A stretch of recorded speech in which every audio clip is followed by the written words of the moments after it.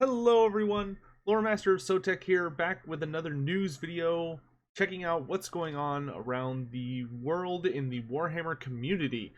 So we've got quite a bit to talk about today between the video game and tabletop worlds. So without further ado, let's go ahead and hop into it. If you were living under a rock yesterday, you might not have heard that Battlefleet Gothic 2 has finally had a release date announced. Well, close to a release date announced. We know that the game will be coming out in January. Obviously, the game was, well, maybe not obviously, but the game was originally supposed to come out in September. And the dev company behind it kind of just went dark for a while, and we didn't hear anything about the game. I had almost assumed it had been canceled. But as you can see, this trailer dropped yesterday and looks absolutely phenomenal. The game is much larger in scope than I think even the original plans for September. We've already had it confirmed that there are 12 playable races, which I couldn't even think of like actual 12 races. Obviously, the ones that are in the trailer that we easily see are, of course, the Tyranids, Necrons, Tau Empire, Space Marines, Chaos, Dark Eldar, and regular Eldar. And then, of course, the Orcs. So maybe there's like an Imperial Guard faction, and that dude in gold armor standing in front of the Necron obviously looks like the Adeptus Custodes. Adeptus Custodes? I'm not good with the names for those, but the gold banana guys. I only know them as that because of the Emperor had a text-to-speak device. But in any event, the game does look pretty fantastic, and I am looking much forward to its release. If you pre-order it now, I believe you will be given access to 2 betas that they're going to be running. However, I would not recommend anyone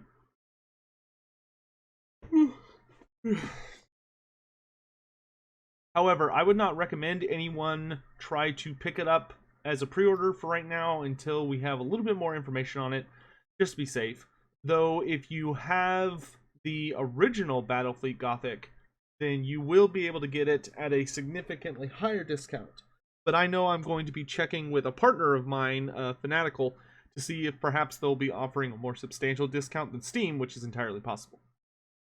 In any event, though, I'm looking very much forward to the game. I can't wait to play as the Tyranids, both in the multiplayer and single player. I'm not a huge 40k fan on a lot of things. I like 40k, but I just like fantasy much, much more. But Battlefleet Gothic just looks incredible, quite frankly.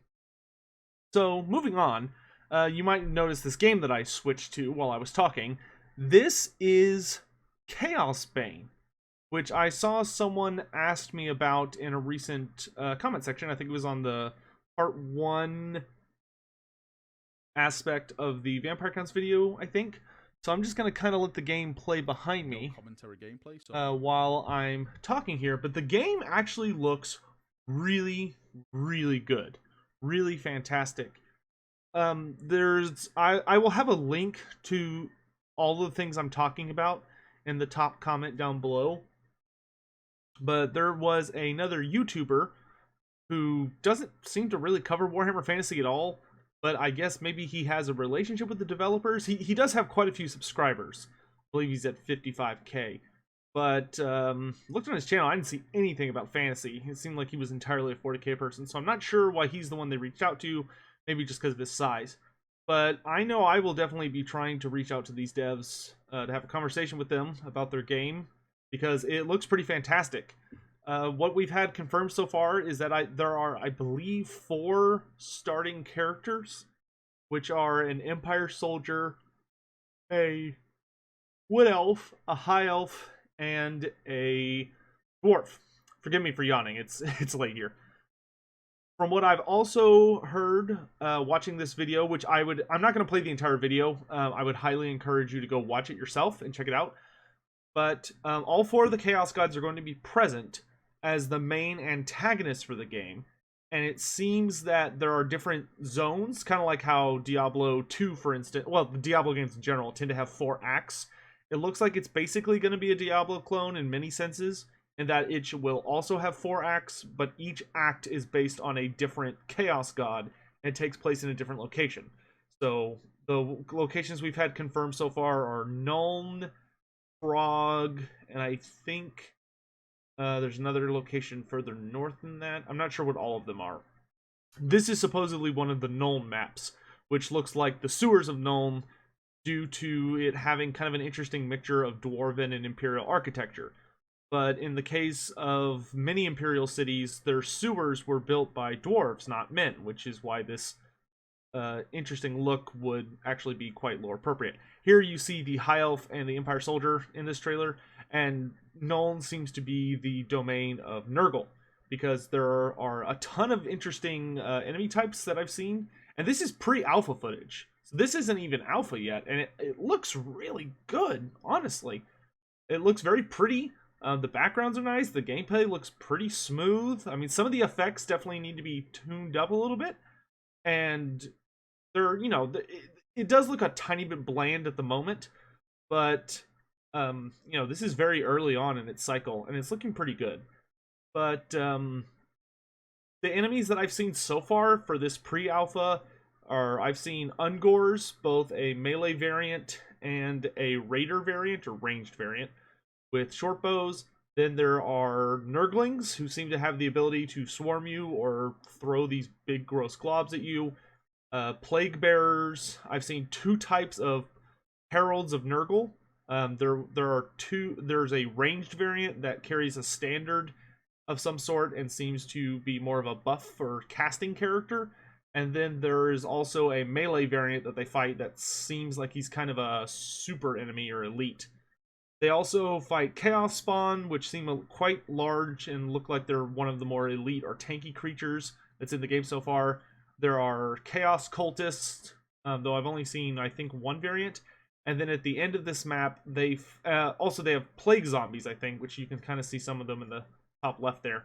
And then it seems the final thing I think I saw that was really interesting was the boss, which was a Middleearth, a Nergal-themed Middleearth Vortex Beast, which I am a huge fan of the Middleearth. It's probably one of the creepiest and most Cthulhu creatures that we actually have available to us in Warhammer.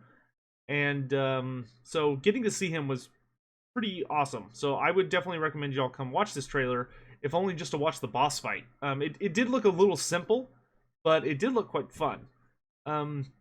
Obviously, we don't have a release date for the game yet. It's only in pre-alpha. We probably won't see any footage released for it, or any release date for it, until it's at least in beta, if then. You know, mini games these days don't even give you that. So, and that's not a bad thing. You know, it's good for them to wait until they're ready. But yeah, just wanted to kind of show y'all some footage. I will definitely be keeping a close eye on this game, and will hopefully be able to reach out to the developers here pretty soon. So maybe we can, you know, have a opportunity to speak with them or have some insider knowledge.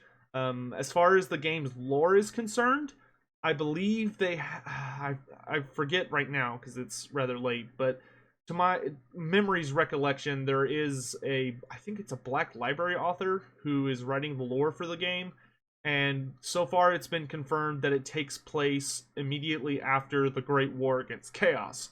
So after the battle for Kislev, or the Siege of Kislev, where Azavar Kul was defeated and cast down and the Chaos Horde scattered, this game takes place in the aftermath as you return back to various parts of the Empire and are probably trying to deal with many sinister foes from within. So it's funny enough, it's kind of a very similar premise to Warhammer Mark of Chaos, which also took place at the exact same time period.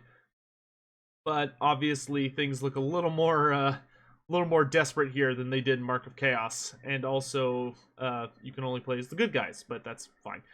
So I'll be definitely keeping my eye on this. I am a huge fan of Diablo 2. Diablo 3 I like, not quite as much, but I do enjoy it.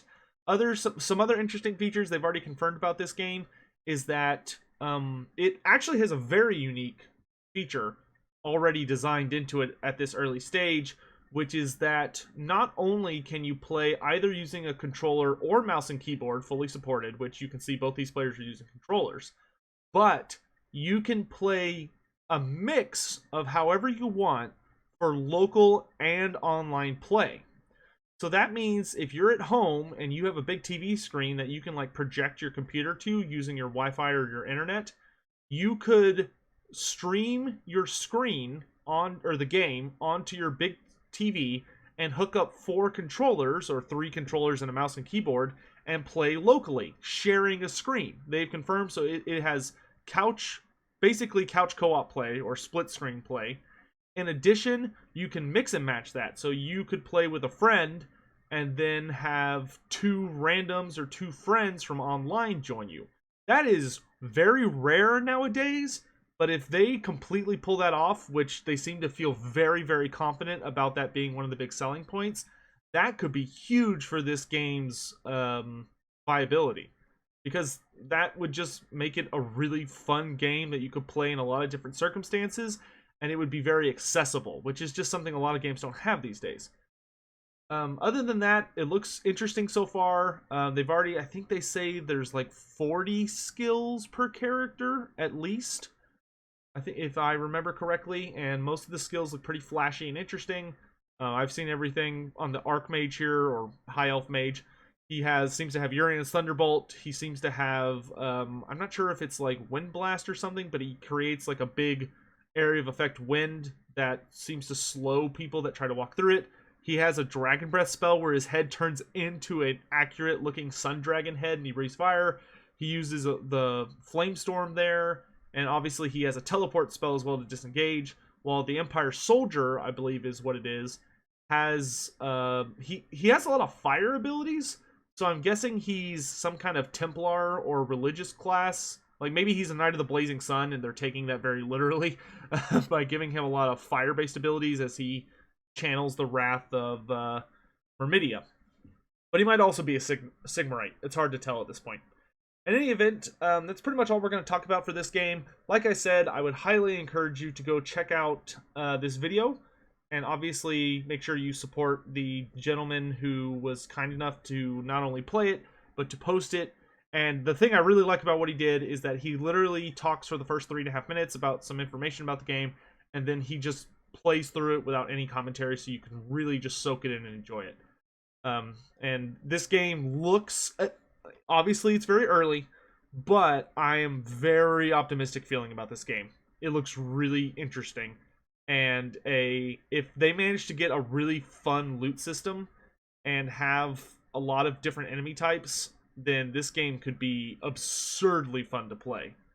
And will probably be my favorite game of 2019.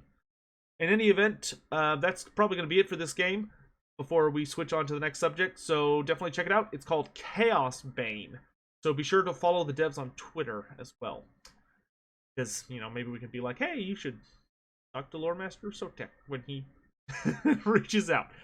I shouldn't do this as late at night as I am, but if you can't tell, this is more of a chill rambling video. So let's go ahead and move on from this. Alright, carrying on with Age of Sigmar news, there has been quite a few things that have dropped since there's a con going on right now. I believe it's... let's see, what event is it going on right now? It's the Nova Open going on right now, which has quite a notable 40k scene, and it's been pretty interesting, all the news coming out of it. The biggest for me personally is that the Beastmen, or the Beasts of Chaos, are being released for Age of Sigmar, which is a huge surprise. They were not expected or predicted by pretty much anybody, to my knowledge. Obviously, we saw the Flaming Bull Endless spell last week, which they have further down here. But I would have sworn on my life it was going to be Chaos Dwarves, because fire isn't really something you see with Beastmen a lot.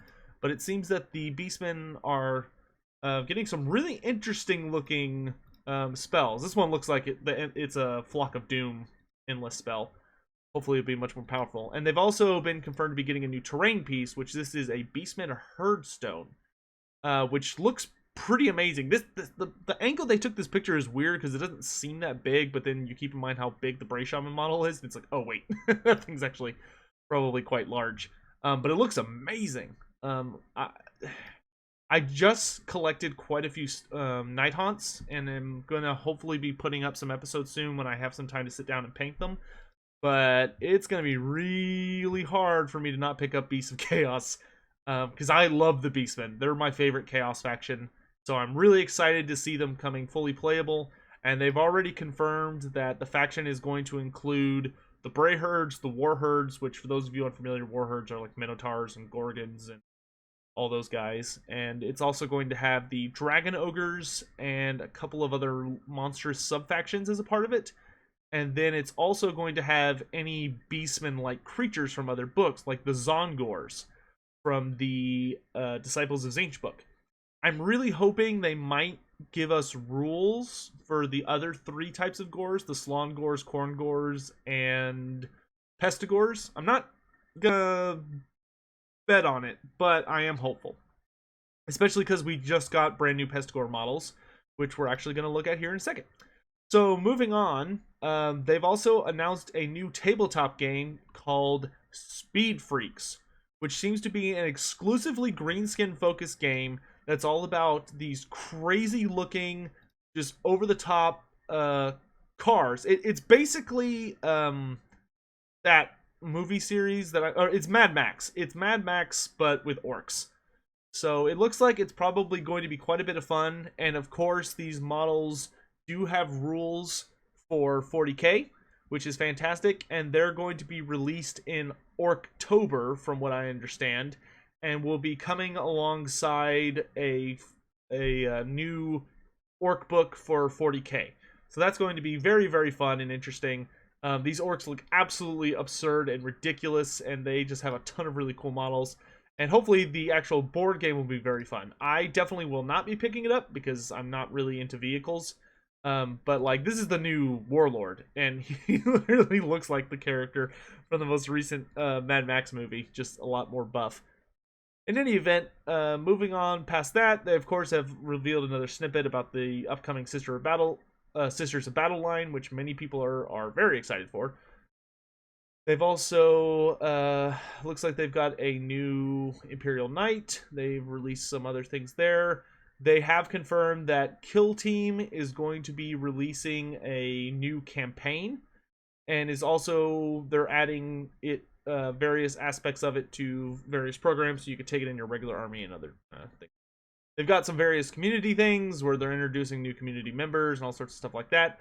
Then they did a big reveal of the upcoming Season 2 for Warhammer Underworlds, the first of which was Shadespire, and now we're going to the Night Vault. And they have revealed that there are going to be 4 brand new warbands, the first of which are the Night Haunts, which look pretty interesting. It looks like it's basically just a couple of chain rasps, which these are like the super basic infantry. So these, you got chain rasps, and then you've got a warden here. And then this is the really interesting new model, is the character, the Wraith Witch known as the Briar Queen. So not sure who she is or what her deal is, but I may very well pick up this set, not because I'm going to play Underworld, so I probably will if all I have to get are these guys. But chain rasps as a unit are very expensive right now, a little too expensive. So hopefully this little pack of them will actually be will be cheaper, since it only has like 7 models instead of like 10 or 15 or whatever it is. So hopefully that will be an easy way to get chain rasps cheaply, or maybe people will pick up like the starter set and sell the Night Haunt models they don't want, and I'll probably pick those up. And of course I want one of this chick in my army. She looks super fun. And then the second warband they revealed are the Sacrosanct Chamber, so more Stormcast Eternals. Okay. In the event, they did kind of reveal the new board and some more card stuff, yada yada. So the next thing that they have revealed is, we pretty much know who the third warband is already. It's going to be the Moon Clan Grots, who they've revealed 2 models from them already. They have a flying squig, which when I saw this model, I practically started crying. I was laughing so hard because of just how over-the-top absurd it looks. Don't get me wrong, it looks terrifying and very dangerous, but a flying squig? Are you fucking kidding me? That's so ridiculous. Man. In any event, I'm looking forward to that. They also revealed a new troll model, or Trogoths as they're called in Age of Sigmar, and the theme for the Moon Clan Grot seems to be mushrooms, because he's got mushrooms just growing out of his back and his shoulders and stuff. He's very intimidating looking. So I'm very much looking forward to the Moon Clank rots. They're my second, probably my second favorite of the Destruction factions. Then they released a trailer for something called Realm of Chaos. None of us are sure if this is a new game or if it just means this is literally happening in the Realms of Chaos. But it's basically, well, you should watch it for yourself. But long story short is they are essentially making an announcement that because of the Necroquake, Slanesh's prison is not looking so good, and he is beginning to make his moves. So it looks like the first thing he's going to be doing, from what I can understand, is that it seems like he's going to be going after the other major Chaos Gods. Probably for them abandoning him and, leaving him to rot at the hands of the elves. So I'm really looking forward to the return of Slaanesh. It's been kind of weird how him not being around has actually affected Chaos quite notably, in that I don't know how to say it other than to say Chaos seems less sophisticated without Slaanesh around. Slaanesh was kind of the one who brought some of the real interesting culture and depravity to the forces of Chaos, so I'm really looking forward to his return. But it looks like the first people who are going to feel his wrath are the other forces of Chaos, which I'm really looking forward to. Then finally, they've basically been re-releasing the Lord of the Rings line, which you can see up here. They have re-released a brand new edition for Lord of the Rings, which I honestly thought they weren't going to support anymore. I thought it was like over. But no. They have re-released a ton of models, along with a new starter set that comes with an actually pretty decent amount of models, so you can recreate the Battle of Pelennor Fields. And it's all looking pretty good, but they've got a bunch of starter sets, and they've just basically launched a brand new edition. So instead of Lord of the Rings, it's now called Middle-earth. So if that's your fancy and you want to check out that tabletop game, hopefully it's going to be good. I don't know anything about it yet, but if it's anything like Age of Sigmar and 40k have been doing, it's probably pretty good. Okay, so the last thing they have for this particular event so far is that they've announced a Warhammer Quest expansion called Blackstone Fortress. And as you can probably tell from the name, where Warhammer Quests, the first two, were featured on Age of Sigmar and had to do with the Silver Tower and Hammer Hall, the newest one is, of course, for 40k. So 40k is finally getting... It's basically a built-in D&D campaign, is probably the easiest way I can think to describe it. So you're able to pick from, at least the Age of Sigmar version, you're able to pick from a ton of characters. Pretty much every hero in the basic tabletop Age of Sigmar game, so long as they're roughly man-sized, or like an ogre in those cases, like all of them are playable as characters, so you can actually enjoy the Silver Tower and Hammer Hall with whoever you want. So I imagine 40k will do something very similar, though 40k might be a little more restrictive in how your teams work. But in any event, I'm sure it will be fascinating for 40k fans. The Silver Tower and Hammer Hall are one of those things that I really want to get around to playing, but, it's a very expensive set, and I don't have anyone to play it with right now, so unfortunately I have not had the opportunity. The last thing we're going to be talking about today that I found really interesting for news is the Warhammer School Clubs. So, much to my incredible surprise, they have announced this new school club system, which I figured would be something that they were exclusively doing in England. But it turns out, no, the school club program is exclusively taking place in North America. So basically what this is if you are between the ages of 12 and 18 years old, you have the ability to basically apply for Games Workshop to help fund a Warhammer school club at your high school or middle school. They kind of, give some reasons of why it's kind of a good idea. And basically all you need to do is, this kind of reminds me of college actually, because this is kind of how fraternities worked a lot of the time. But you basically need to find a teacher who is a fan of Warhammer, or at least willing to support it. And Warhammer will, or Games Workshop will sponsor a program at your school where you could learn to do all sorts of really amazing things, probably painting and learning to play the games and all sorts of other stuff. And this is a brilliant idea from Games Workshop, because say what you will about Warhammer and like make fun of the kids who play it and whatever, but if you want to get ahead, especially if you're, well, I don't know why I'm saying you're, like I'm talking to my audience because most of y'all I know relatively your age brackets, but if you're a middle schooler or raising a middle schooler, especially once they hit about 10 or 11 years old, Warhammer can be an amazing developmental supplement as far as, the creativity of putting together and painting models, and then of course learning the fairly complicated games as far as games go, and the nearly infinite amount of tactics and forward thinking it requires to play the games effectively. I grew up playing Warhammer, and it definitely showed in that, between reading all of the lore, which made my reading skills much, much, much higher than average, because the books were not designed for 10-year-olds. They were designed for 16 to 30-year-olds. So, you can advance your reading level quite well, and other STEM subjects can really benefit if you pick up Warhammer as a hobby. That being said, obviously this program is not for me because I'm not affiliated with any schools, but if you are a teacher or a student, I will make sure to have this link in the description down below, this one right here.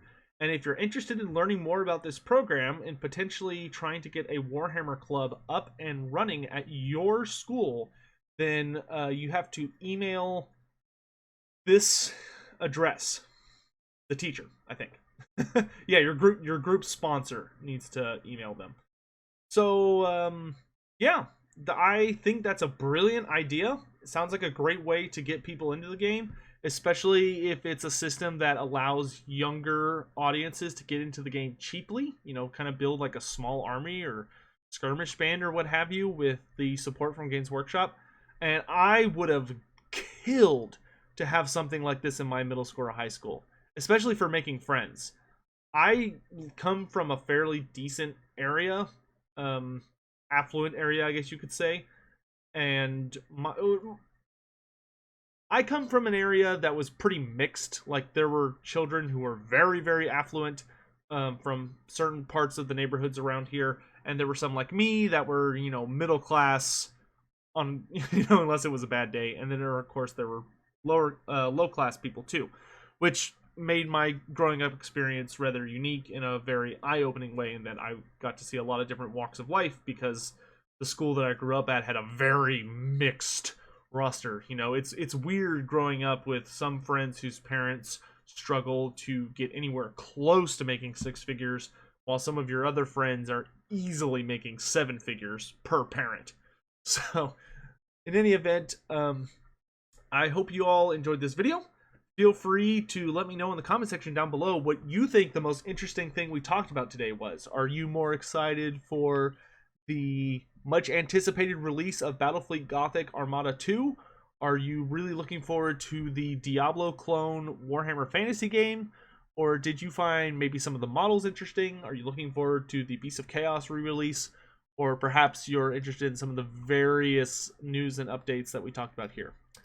So yeah, finally glad to get this off my chest. This video will be servicing tonight instead of a multiplayer match, so hope that's okay with y'all. If not, don't worry, I'll have multiplayer up tomorrow. So thank you all for watching.